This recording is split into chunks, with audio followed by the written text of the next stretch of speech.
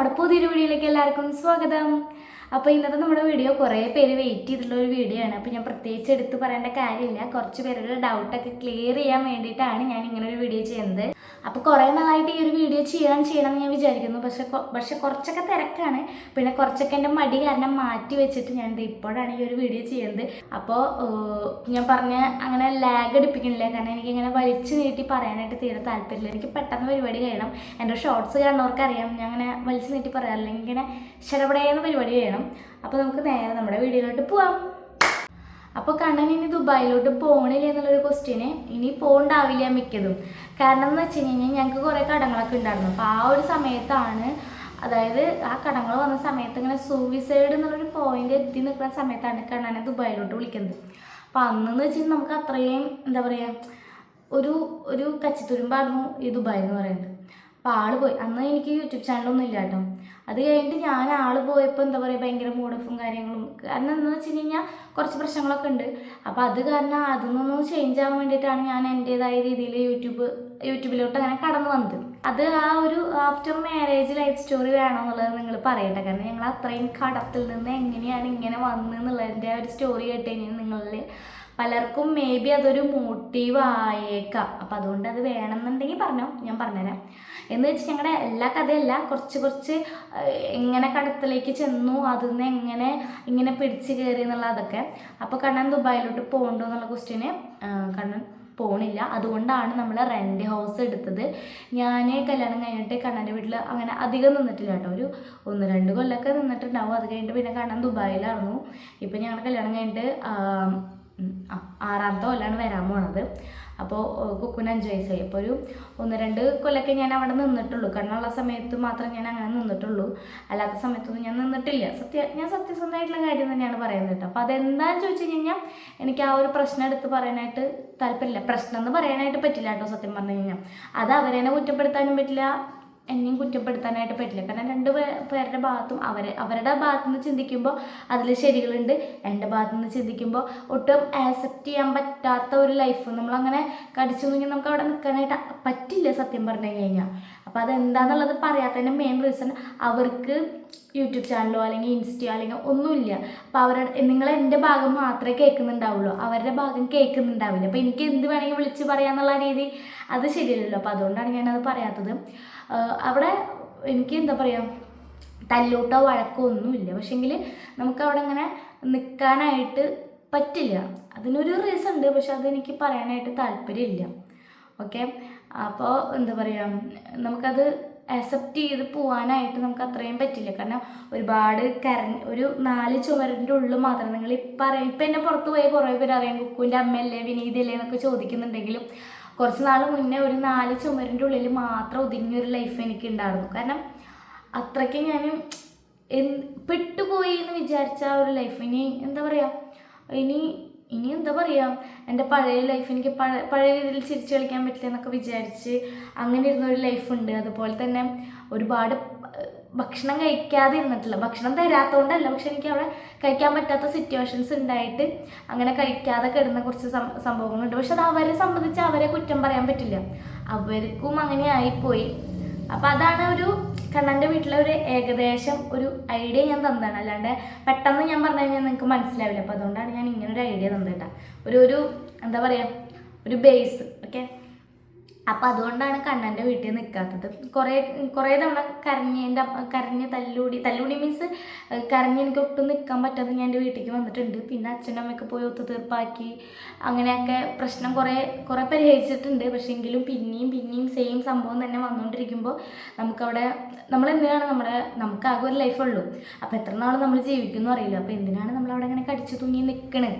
അപ്പോൾ അതുകൊണ്ട് മാത്രമൊന്ന് അവർ മാറില്ല എന്നുള്ള കാര്യം ഉറപ്പാണ്. അപ്പോൾ പിന്നെ നമ്മൾ ചെറുതായിട്ടൊന്ന് മാറ്റി ചിന്തിച്ചു എന്ന് വെച്ചിട്ട് അവരോട് ഒരു വഴക്കോ തല്ലൂട്ടോ ഒന്നുമില്ല. അവരുടെ വീട്ടിൽ എന്ത് പരിപാടി വന്നാലും നമ്മൾ പോകാറുണ്ട്, ചേച്ചിമാരുടെ വീട്ടിലായാലും അങ്ങനെ നമ്മൾ പോകാറുണ്ട്. അപ്പോൾ അതുകൊണ്ടാണ് നമ്മൾ കണ്ണൻ്റെ വീട്ടിൽ നിൽക്കാത്തത്.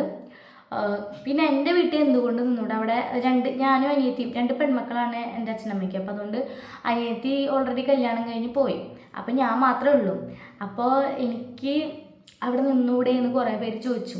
പക്ഷേങ്കിൽ അതെന്തുകൊണ്ട് നിന്നൂടാന്ന് വെച്ച് കഴിഞ്ഞാൽ, ഇപ്പോൾ കണ്ണൻ ദുബായിൽ നിന്ന് വന്നിട്ട് അല്ലെങ്കിൽ കണ്ണൻ അവിടെ തന്നെ ആകുമ്പോൾ നാട്ടുകാർ പലതും പറഞ്ഞിട്ട് അത് കുഴപ്പമില്ല. നാട്ടുകാർ ചിലപ്പോൾ പറയും മറ്റേ എന്താ പറയുക പെൺ വീട്ടിലാണ് അല്ലെങ്കിൽ എന്താ പറയുക അച്ചി വീട്ടിലാണ് അങ്ങനെയൊക്കെ പറയും. നാട്ടുകാരെ മൈൻഡ് ചെയ്യില്ല.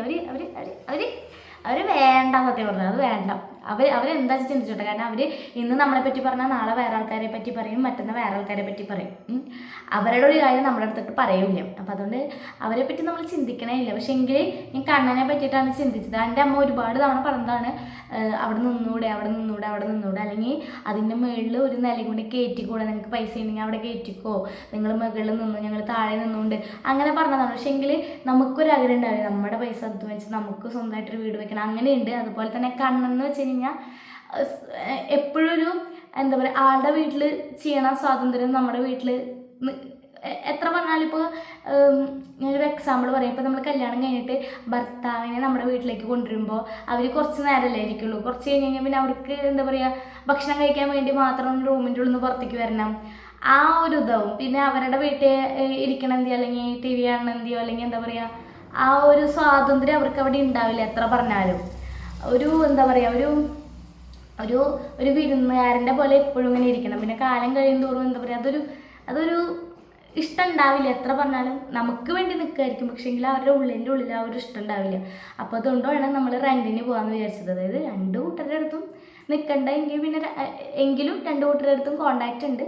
അപ്പോൾ നമ്മൾ റെൻറ്റിന് പോകാമെന്ന് വിചാരിച്ചത്. അങ്ങനെയാണ് നമ്മൾ റെൻറ്റ് ഹൗസ് എടുത്തത്. ഇവിടെയെന്ന് വെച്ച് കഴിഞ്ഞാൽ വാടക ഇത്തിരി കൂടുതലാണ്. പക്ഷെങ്കിലും നമുക്ക് കൊല്ലം അവസാനമല്ല ഈ വീടിൻ്റെ കരാറ് തീരുമ്പോഴേക്കും എങ്ങനെയെങ്കിലും ഒരു വീട് സെറ്റാക്കണം എന്നുണ്ട്. സെറ്റാവുമെന്ന് വിചാരിക്കണം. അപ്പോൾ അങ്ങനെ കേട്ടോ. അപ്പോൾ കണ്ണൻ ദുബായിക്ക് പോകണില്ല. പിന്നെ എൻ്റെ വീട്ടിൽ നിൽക്കാനായിട്ട് എനിക്ക് കുഴപ്പമില്ല. പക്ഷെ ഞാൻ കുറേ കാലം അവിടെ തന്നെയാണ് നിന്നത്. പിന്നെയെന്ന് വെച്ച് കഴിഞ്ഞാൽ അനിയത്തിയൊക്കെ ഇങ്ങനെ നമുക്ക് വിരുന്ന് പോകാനായിട്ടൊരു വീടില്ല. അപ്പോൾ ഇപ്പോൾ ഒരു വീടായി. ഇപ്പോൾ എന്താ പറയുക റെൻറ്റ് ഹൗസ് ആണെങ്കിലും നമ്മുടെ ഒരു ലൈഫ് നമ്മൾ ഇത്ര നാൾ ഒരുമിച്ച് ജീവിച്ചിട്ടില്ല. അപ്പോൾ നമ്മുടെ ഒരു ലൈഫ് ഇപ്പോൾ ഇവിടെ വന്നപ്പോഴാണ് നമ്മുടെ കുറേ കാര്യങ്ങളൊക്കെ പഠിക്കാൻ പറ്റി. സ്വന്തമായിട്ടൊരു ജീവിതമായി ഇപ്പോൾ കുറേ കാര്യങ്ങളൊക്കെ പഠിക്കാനായിട്ട് പറ്റി. എന്താ പറയുക പിന്നെയെന്ന് വെച്ച് കഴിഞ്ഞാൽ നമ്മുടെ ആ ഒരു ലൈഫ് നമുക്ക് എന്താ പറയുക നമ്മുടെ ഒരു ചെറിയ ഫാമിലി അത് എൻജോയ് ചെയ്ത് പോകാനായിട്ട് പറ്റുന്നുണ്ട്. അപ്പം ഓണം വന്നാലും വിഷു വന്നാലും ക്രിസ്മസ് വന്നാലും നമുക്ക് വിരുന്ന് പോകാനായിട്ടൊരു വീട് ഉണ്ടാവുക എന്ന് പറയുന്നത് ഇത്തിരി വലിയ കാര്യമാണല്ലോ. അല്ല സ്വന്തം വീട്ടിൽ തന്നെ ആകുമ്പോൾ വേറെ ബന്ധുക്കൾ വന്നാലും വേറെ ആര് വന്നാലും ഞങ്ങളുടെ വീട്ടിൽ തന്നെ ആകുമ്പോൾ അവർക്കും ഒരു വില ഉണ്ടാവില്ല. കുറച്ചൊക്കെ അവർക്ക് വില ഉണ്ടാവും. കുറേ കഴിയുമ്പോൾ നമ്മൾ അവിടെ തന്നെ നിൽക്കുമ്പോൾ അവർക്കും ഓട്ടോമാറ്റിക്കലി ആ ഒരു വില നമ്മുടെ അടുത്ത് ഉണ്ടാവില്ല. അപ്പോൾ അതുകൊണ്ടാണ് നമ്മളത് മാറിയത്. പിന്നെ കണ്ണൻ്റെ വീട്ടിൽ നിൽക്കാൻ പറ്റാത്തതിൻ്റെ കാരണം ഞാൻ പറഞ്ഞു. അവിടെ ചെറിയൊരു നമുക്കത് എന്താ പറയുക ആക്സെപ്റ്റ് ചെയ്ത് എന്നെ അറിയണവർക്ക്, അതായത് എൻ്റെ യൂട്യൂബ് ചാനൽ പണ്ട് മുതലേ കാണുന്നവർക്ക് അവരെൻ്റെ അടുത്ത് ഇങ്ങനെ പേഴ്സണലായിട്ട് വന്ന് ചോദിച്ചിട്ടുണ്ടായിരുന്നു. എന്ന് വെച്ചാൽ എല്ലാവരുടെ അടുത്ത് ഞാൻ പറയില്ല കേട്ടോ. പക്ഷെ ഞാൻ ഇങ്ങനെ ഒരു ഓപ്പൺ മൈൻഡഡ് പേഴ്സൺ ആയ കാരണം ഇങ്ങനെ ചോദിച്ച 2-3 പേർക്കൊക്കെ എൻ്റെ ഈ കാര്യം അറിയാം. അപ്പോൾ അവർ പറഞ്ഞിട്ടുണ്ട് ഇത് യൂട്യൂബിലൊന്നും പറയണ്ട, കാരണം അത് അവർക്കും ഒരു ഇതാണ്. അപ്പോൾ നീ അത് പറയണ്ട, ആർക്കായാലും അങ്ങനെ പറ്റില്ല എന്ന് എൻ്റെ അടുത്ത് പറഞ്ഞു. അപ്പോൾ അതുകൊണ്ട് ഞാൻ ആ ഒരു ഇഷ്യൂ പറയണില്ല. കാരണം എന്തിനാണ് നമ്മൾ പറയുന്നത്? നമ്മുടെ പ്രശ്നം മറ്റുള്ളവരുടെ അടുത്ത് പറഞ്ഞിട്ട് അവർക്കത് കേൾക്കാനായിട്ട് ജസ്റ്റ് ഒരു കഥ. പക്ഷെ അത് അനുഭവിച്ച് വന്നാൽ അതിൽ കുറച്ച് പേര് അവരുടെ ഭാഗത്ത് നിൽക്കും, കുറച്ച് പേര് നമ്മുടെ ഭാഗത്ത് നിൽക്കും. പക്ഷെ നമ്മൾ അനുഭവിച്ച് വന്ന പാഠങ്ങൾ എപ്പോഴും നമ്മുടെ ആ ഒരു നമ്മൾ അനുഭവിച്ച് വന്ന വഴികളൊക്കെ അവർക്ക് ചെറിയൊരു കഥയായിട്ട് അവർക്ക് തോന്നുള്ളൂ. പക്ഷെങ്കിൽ നമ്മൾ അനുഭവിച്ചൊന്നും നമുക്കെല്ലാം അറിയുള്ളൂ. അപ്പോൾ അതുകൊണ്ട് വെറുതെ എന്തിനാ അതൊക്കെ പറയണത്? ഇപ്പോൾ പുറത്തിറങ്ങുമ്പോൾ പലരും വിനീതയല്ലേ എന്നൊക്കെ ചോദിക്കുമ്പോൾ ഭയങ്കര സന്തോഷമാണ്. കാരണം ഞാൻ ഒരിക്കലും